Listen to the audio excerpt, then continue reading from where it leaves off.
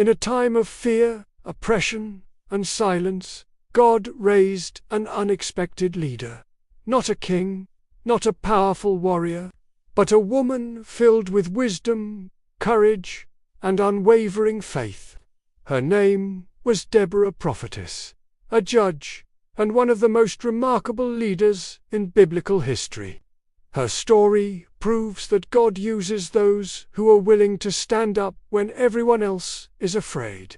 Today, we're diving deep into the powerful story of Deborah and how her faith forever changed the destiny of an entire nation. Let's set the scene. After the death of Joshua, the leader who brought Israel into the Promised Land, the people began to drift. Again and again, they turned away from God, and as a consequence, they found themselves falling under the oppression of powerful and ruthless enemies. This cycle of disobedience and suffering brought them to one of their darkest moments. For 20 long years, Israel was cruelly ruled by King Jabin of Canaan. His power was enforced by his commander, a man named Sisera, who led a terrifying army equipped with 900 iron chariots. In that era, iron chariots were the pinnacle of military technology, like having a fleet of tanks against an army with only swords. They were an unstoppable force. The people of Israel lived in constant fear. The main roads were abandoned because they were too dangerous to travel. People left their villages and hid in the mountains. Life was paralyzed. Hope seemed completely lost. It felt like God had forgotten them. But in the midst of this darkness, a voice began to rise. A voice that carried the authority of heaven. It was then that God spoke through Deborah. So, who was this woman? Deborah wasn't just a prophetess who heard from God. She was also the acting judge of Israel. This was an official, recognized position of leadership. People from all over the land would come to her to settle disputes and seek guidance. She would sit under a well-known tree in a society dominated by men. Her leadership was extraordinary. It shows just how much God trusted her voice, her judgment, and her faithfulness. While others were paralyzed by fear, Deborah stood firm. She was a beacon of stability and divine truth in a sea of chaos. She didn't just listen to God's words.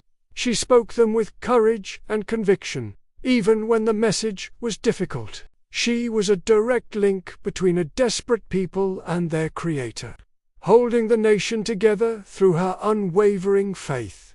At a time when strong men hesitated, Deborah was the one who listened to God and prepared to act. And that's when God gave her a direct and daring command. He instructed Deborah to summon a military commander named Barak. Imagine the scene. A prophetess calling a general, preparing to deliver a message that would either lead to victory or certain death. Deborah told Barak that God commanded him to gather an army of 10,000 men from the tribes of Naphtali and Zebulun and lead them to Mount Tabor. God's promise was specific.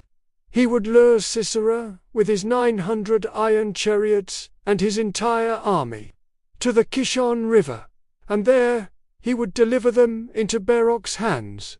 But Barak hesitated. Facing 900 iron chariots with a lightly armed militia seemed like a suicide mission. He looked at Deborah and said, "If you go with me, I will go. But if you don't go with me, I won't go." He needed the assurance of God's presence, and for him, Deborah was the living symbol of that presence. Deborah agreed to go, but she also delivered a powerful prophecy. She told Barak that because of his hesitation, the glory and honor for the victory wouldn't go to him. The Lord would deliver Sisera into the hands of a woman. This wasn't a punishment for Barak. It was simply God's plan unfolding, showing that he can use anyone, and that true strength comes from obedience, not military might. With Deborah by his side, Barak gathered his 10,000 men and positioned them on Mount Tabor. When Sisera heard the news, he mobilized his entire 900 iron chariots and his vast army and marched to the Kishon River, confident of an easy victory. Then Deborah gave the signal. Go. This is the day the Lord has given Sisera into your hands. Has not the Lord gone ahead of you? As Baruch's army charged down the mountain, something extraordinary happened. God intervened. A massive storm broke out. Heavy rain poured down, turning the valley into a muddy swamp. The Kishon River overflowed its banks. Sisera's greatest weapon, his iron chariots, became his greatest weakness. They got stuck in the thick mud, completely useless. The mighty Canaanite army was thrown into total chaos, and Israel's army routed them completely. Seeing the battle was lost, Sisera abandoned his chariot and fled on foot. He ran for his life, seeking refuge in a place he thought was safe, the tent of a woman named Jael. Her husband was an ally of King Jabin, so Sisera thought he would be protected. Jael welcomed him into her tent, gave him a drink of milk to calm him, and covered him with a blanket. Exhausted from the battle and the flight, he quickly fell into a deep sleep. And then Jael Akaded, with incredible courage, she took a tent peg and a hammer. With one decisive strike, she drove the peg through his temple, ending the reign of the cruel commander who had terrorized Israel for 20 years. Just as Deborah had prophesied, the ultimate honor for the victory didn't go to Barak. It went to a woman. God used two courageous women, Deborah and Jael. After this incredible victory, Deborah and Barak sang a powerful song of praise to God. This song, recorded in Judges chapter 5, is one of the oldest pieces of poetry in the entire Bible. It is a triumphant celebration of God's mighty power and a testament to the courage of those who answered his call. The song beautifully recounts the battle, praising God who fought for Israel. It also honors the tribes that bravely stepped forward and joined the fight, while calling out those who stayed behind in safety and comfort. It celebrates the decisive actions of Jael, calling her most blessed of women. But most importantly, the song of Deborah gives all the glory to God. Deborah didn't claim any credit for herself. She understood that she was an instrument in God's hands. Her song declared that the victory belonged to the Lord alone, who stirred the hearts of his people to rise up and fight for their freedom. The result of this victory was profound. The Bible tells us that after the defeat of Sisera and King Jabin, the land had peace for 40 years. An entire generation grew up in freedom and security because one woman dared to listen to God and act in faith. Deborah's legacy is a powerful reminder that leadership isn't about gender, status, or physical strength.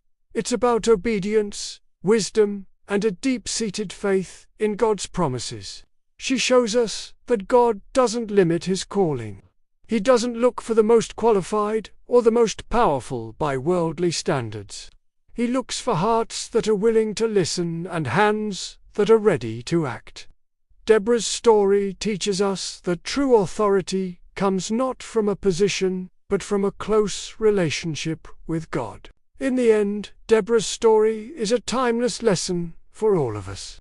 It teaches us that when God calls, hesitation can cost us the full honor of the victory.